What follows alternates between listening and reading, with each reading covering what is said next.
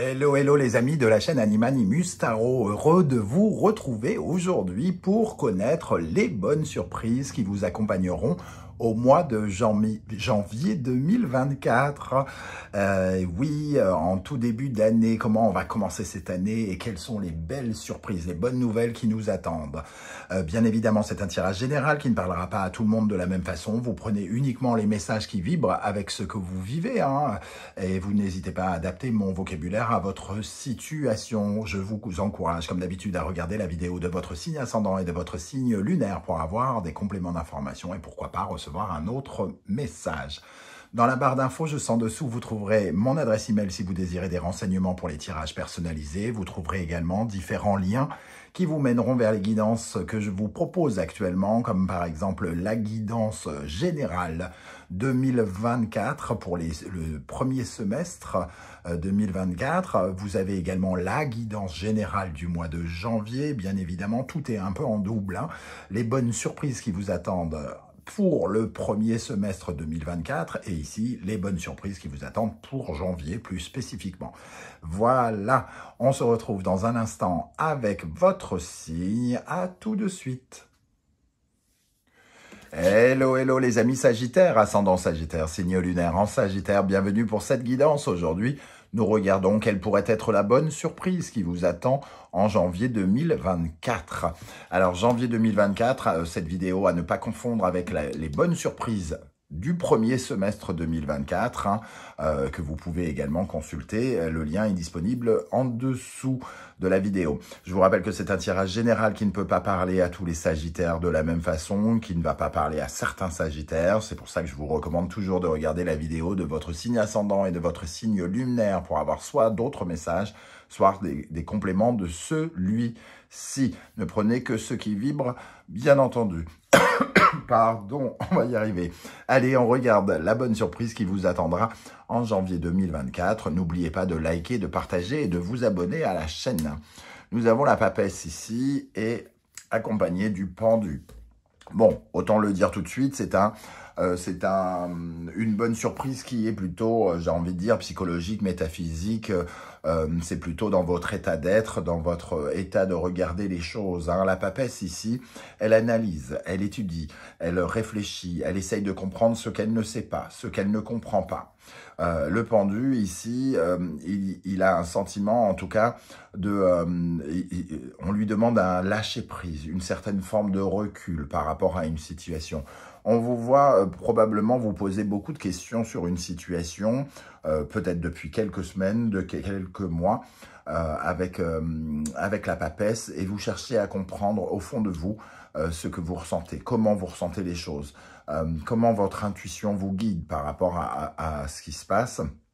Et on sent bien que vous cherchez une certaine forme d'apaisement, une certaine forme de réponse peut-être. Vous cherchez à retrouver le calme dans le renoncement, dans le détachement, à essayer peut-être de vous déstresser par rapport à quelque chose, à des questionnements qui peut-être tournent en boucle, hein. Alors vous vous posez par exemple beaucoup de questions sur votre couple. Est-ce que vous devez, comment dire, couper ce lien ou garder ce lien? C'est par exemple ce genre de questions que vous vous posez parce que le pendu nous parle de sacrifice. Est-ce que vous avez l'impression de vous sacrifier pour quelque chose ou au contraire, est-ce que vous consentez à ce sacrifice parce que ça vous plaît, entre guillemets, ou parce que ça vous arrange ou parce que ça va dans le sens de ce que vous entendez dans votre cœur ici, hein. La papesse, elle a sa petite voix intérieure.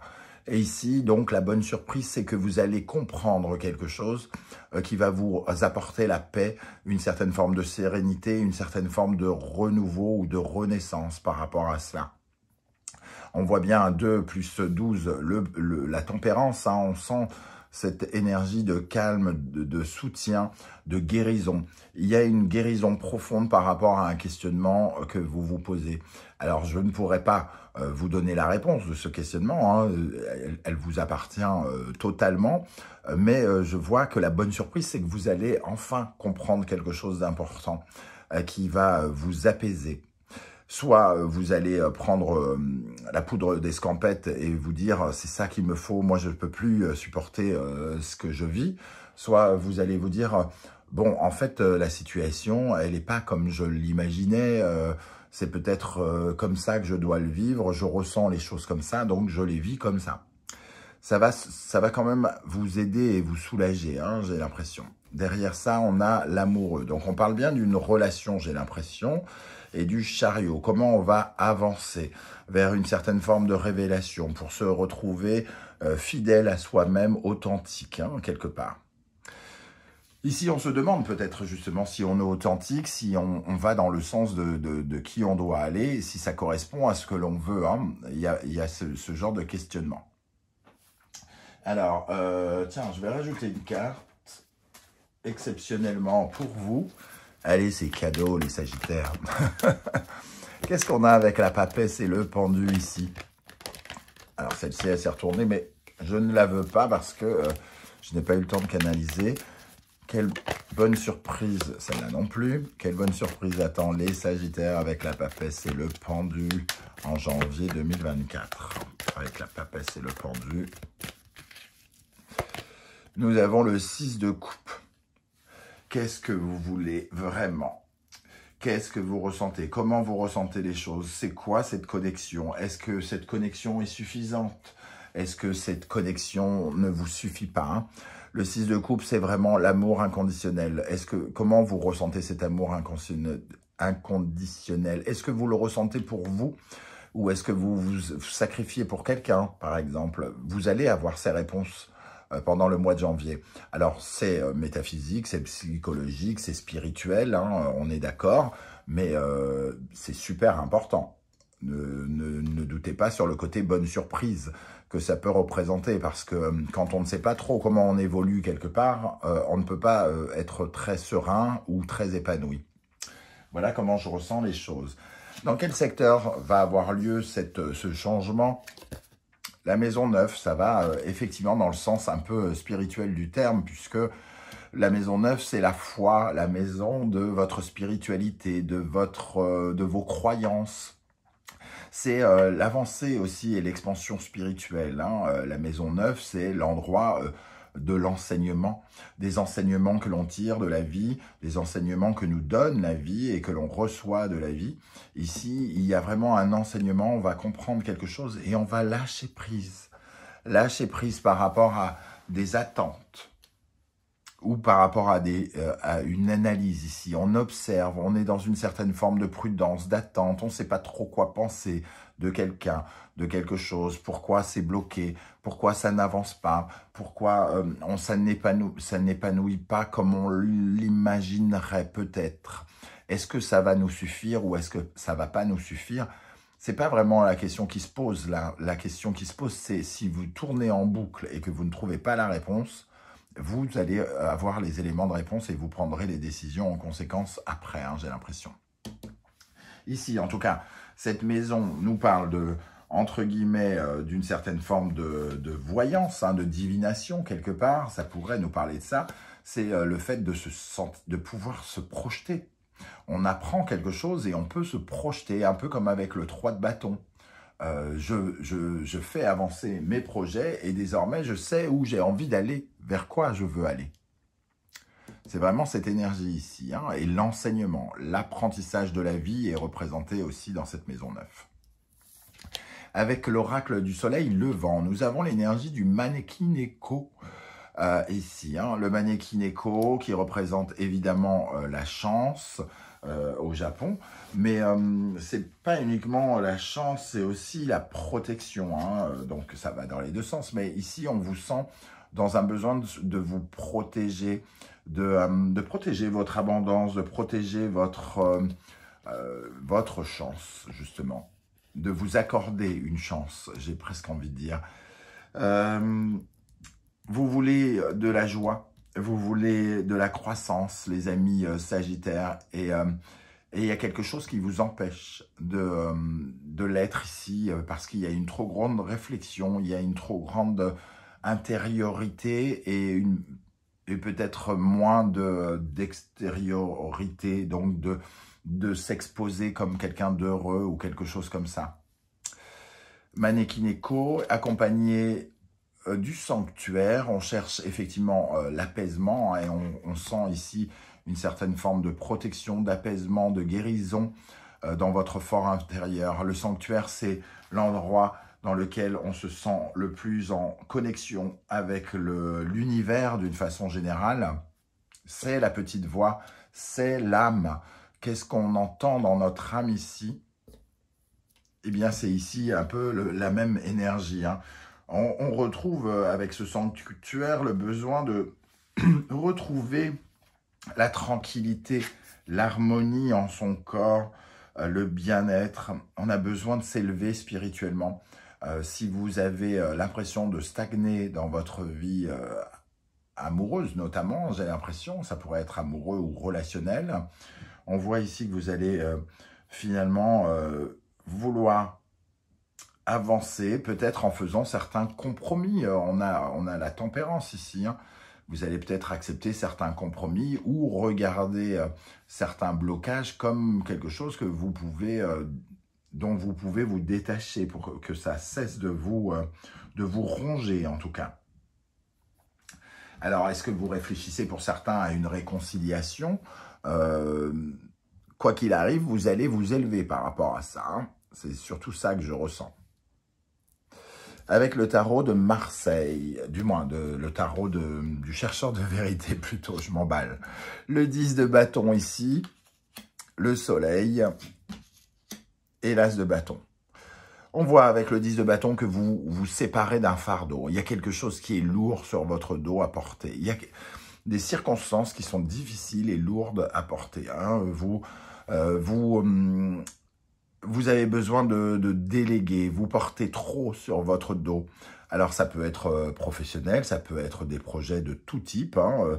Alors vous portez les projets financiers, vous portez les projets professionnels, les projets sentimentaux sur le dos. Il faut larguer les amarres. Et c'est un peu ce que vous allez faire. Vous allez vous débarrasser de ce fardeau, déposer une casserole, deux casseroles, déposer du travail, déposer des trucs lourds que vous avez à porter ou déléguer, vous en débarrasser auprès de quelqu'un.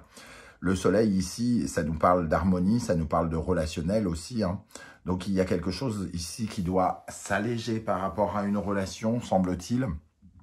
Et il y a surtout, avec le soleil, le sentiment de comprendre quelque chose, de se reconnecter avec la joie, le bonheur, qu'on a du mal à ressentir avec ce 10 de bâton. Mais derrière le 10 de bâton, il y a un as, et justement, il y en a un ici qui apparaît.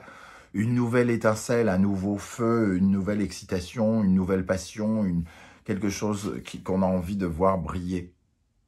Certains se séparent d'un poids lourd, peut-être pour retomber amoureux ou retomber amoureux. En tout cas, on a besoin de faire réexister une étincelle ici. Hein. Mais d'abord, il y a un poids dont on doit se débarrasser, se délester. On est peut-être un peu esclave ici, avec ce pendu. On est peut-être un peu trop soumis à quelque chose. On consent à quelque chose qui ne correspond peut-être pas à ce qu'on ressent au plus profond de soi. Et on a peut-être besoin de s'en délester. Nous avons les souris, mais il y a un grand stress en plus avec ce 10 de bâton. Hein. Vous portez beaucoup et en plus, ça crée chez vous beaucoup d'énergie de stress, un conflit intérieur que l'on ressent ici. Hein. Et vous avez besoin effectivement de cette réflexion prudente et de cette réflexion très intérieure qui vous permet de connaître vos vérités personnelles. Avec le soleil, nous avons l'homme et notamment cette tasse de cœur hein, qui nous parle vraiment d'amour, d'une reconnexion à l'amour. L'amour, mais est-ce que celui que vous vivez aujourd'hui, c'est l'amour que vous cherchez, par exemple? La question pourrait se poser et je pense que votre raisonnement à chacun sera totalement différent et c'est pour ça que ici, le tarot ne donne pas des éléments de réponse sur ce que vous allez faire. Mais j'ai l'impression que vous allez changer quelque chose. Parce qu'ici, il y a le besoin d'avoir une nouvelle étincelle, de vibrer à nouveau. Un peu comme si vous aviez cessé de respirer, peut-être certains d'entre vous, pour vivre quelque chose d'intense, mais que vous avez, vous êtes donné corps et âme et vous êtes peut-être un peu oublié. Et là, on vous voit vous réécouter à nouveau. Avec l'as de bâton, nous avons la lettre. On pourrait avoir ici des messages par rapport à un nouveau départ. Bon, la lettre avec le 7 de pique, j'ai l'impression qu'elle pourrait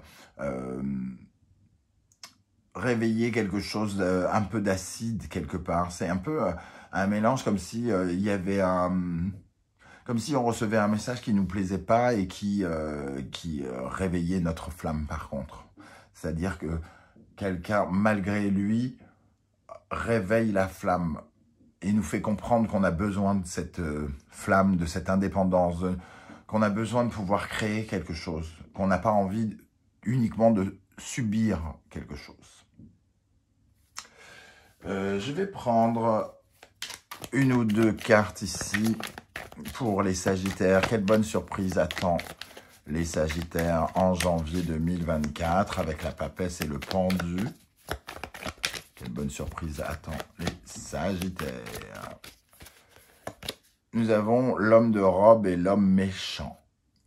Ok, donc on a quand même un personnage ici qui nous pousse à faire la loi, ou quelqu'un qui fait la loi. Hein. Soit tout est tombé, désolé pour la caméra qui bouge, je ramasse. Soit quelqu'un qui fait la loi, soit quelqu'un qui nous oblige à prendre des décisions. En tout cas, on sent ici un sentiment de frustration, quelque chose d'acerbe dans la relation peut-être que l'on vit et qui provoque chez nous ce besoin de trouver des réponses claires. Alors, qu'est-ce qu'on a avec cet homme de robe? Succès, réussite. Pour moi, c'est surtout que vous prenez la bonne décision, quelle qu'elle soit, ici. Hein. Vous ne voulez plus de relations où vous avez l'impression qui est basée sur une certaine forme d'avarice. Quelqu'un qui n'est pas suffisamment généreux, quelqu'un qui ne donne pas assez. Vous avez besoin justement vous avez besoin de respirer davantage l'amour et de ressentir des choses différentes. Tout ce qui reste un peu indécis, tout ce qui reste un petit peu, qui manque de générosité pourrait vous interroger et vous permettre donc de trouver des réponses beaucoup plus claires sur ce que vous devez mettre en place et de comment équilibrer votre vie. C'est là où je vois vraiment votre bonne surprise, les amis Sagittaires. Avec le tarot de Saint-Bologne, nous avons Cancer, Lune, Balance et ici Vénus. On a un retour peut-être vers certaines racines, vers une certaine forme de passé. On revoit peut-être des personnes qui appartiennent à notre passé, à notre histoire du passé. On veut soigner, protéger nos relations en tout cas. Et on veut aussi se mettre à l'abri des autres, si jamais on sent que ça ne correspond pas à ce que nous cherchons. Mais j'ai l'impression quand même qu'ici, il peut y avoir un rapprochement avec des personnes de la famille qui peuvent nous soutenir par rapport à une relation ou quelqu'un d'autre.